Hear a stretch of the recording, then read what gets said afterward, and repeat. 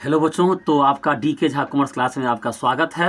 हम 12 का जो अभी इकोनॉमिक्स से लेकर आए हैं, जिसका नाम है आपको सूक्ष्म अर्थशास्त्र का एक परिचय। यानी कि अर्थशास्त्र को दो भाग में बांट दिया गया है। एक होता है माइक्रो इकोनॉमिक्स, एक होता है मैक्रो इकोनॉमिक्स।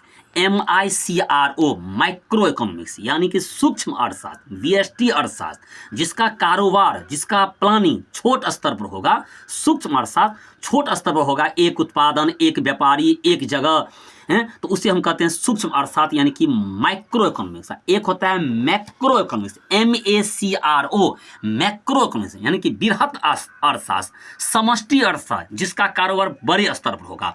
तो इस चैप्टर में यही पढ़ेंगे। अभी माइक्रो इकोनॉमिक्स होता है।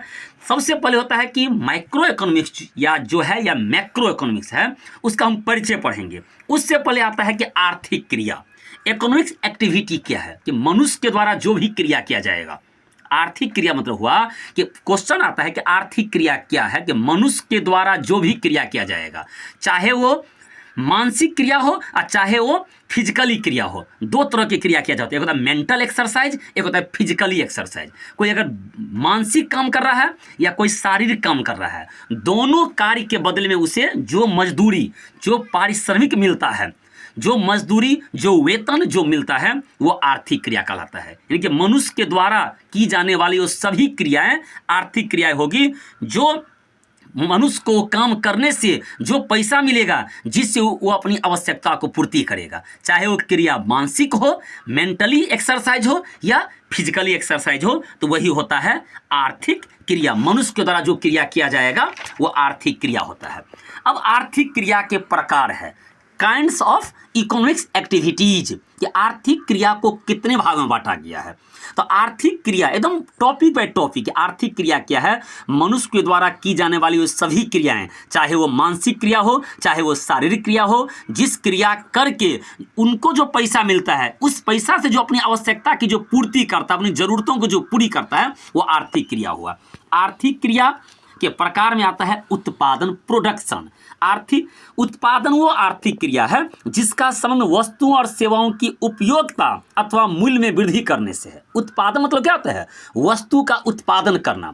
या तो वस्तु का उत्पादन करेंगे या हम सेवा का उत्पादन करेंगे। कोई नया सेवा हम क्या करेंगे, पैदा करेंगे। कोई नया सर्विस हम प्रदान करेंगे, कस्टमर को सर्विस देंगे। उत्पादन। उपभोग, कंज्यूमर। कंज्यूमर मतलब होता है कि जिस चीज़ का जो हम उत्पादन किए हैं उसको उपभोग कर, हर आदमी तक उसको पहुंचाना है, ताकि वो आदमी उस चीज़ का क्या करे, उपभोग करे। उपभोग करने से ही क्या होगा, वो अब मेरी आर्थिक क्रिया पूरा होगा।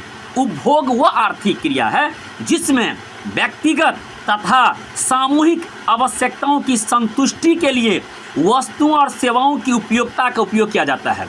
यानी कि चाहे वो क्या हो, व्यक्तिगत हमारी ज़रूरतें पूरा हो रहा है या हमारी सामूहिक ज़रूरत पूरा हो रहा है, हम उपभोग करेंगे, तब ये क्या होगा, उस वस्तु का उत्पादन जो हो रहा है वो सार्थक होगा। तीसरा है विनिमय, एक्सचेंज। जो सामान बनकर तैयार है, जब तक उसको हम आदान प्रदान नहीं करेंगे, हर कस्टमर तक नहीं पहुंचाएंगे, तब तक उत्पादन का क्रिया सफल नहीं हो सकता है। क्योंकि जो भी प्रोडक्शन हो रहा है उसको हमको आदान प्रदान करना है, हर कस्टमर तक पहुँचाना है। तो ये होता है विनिमय। उत्पादन पहला था, दूसरा उपभोग था, तीसरा है विनिमय और चौथा है निवेश, इन्वेस्टमेंट। उत्पादन क्रिया को करने के लिए हमको इन्वेस्ट करना पड़ता है, निवेश करना पड़ता है। निवेश वो आर्थिक क्रिया है जिसका संबंध भविष्य में वस्तुओं तथा सेवाओं के उत्पादन के लिए पूंजी लगाना पड़ता है। चाहे हम वस्तु को तो उत्पादन कर रहे हैं, चाहे हम सेवा का उत्पादन कर रहे हैं, इसके लिए हमको पूंजी लगाना पड़ेगा, पूंजी को निवेश करना पड़ेगा।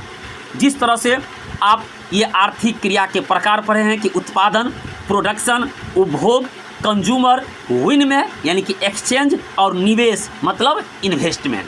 तो ये आपका है आर्थिक क्रिया और आर्थिक क्रिया के प्रकार। वीडियो को ज़्यादा से ज़्यादा शेयर कीजिए। इकोनॉमिक्स जो 12 का ये पहला ही चैप्टर है।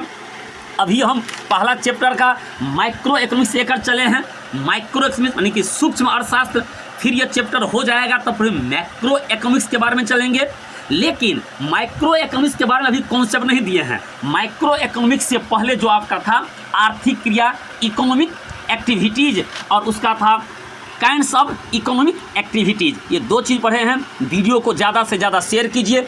तो टॉपिक बाय टॉपिक आपको कॉन्सेप्ट दिया जाएगा। फिर हम मिलते हैं नेक्स्ट वीडियो में।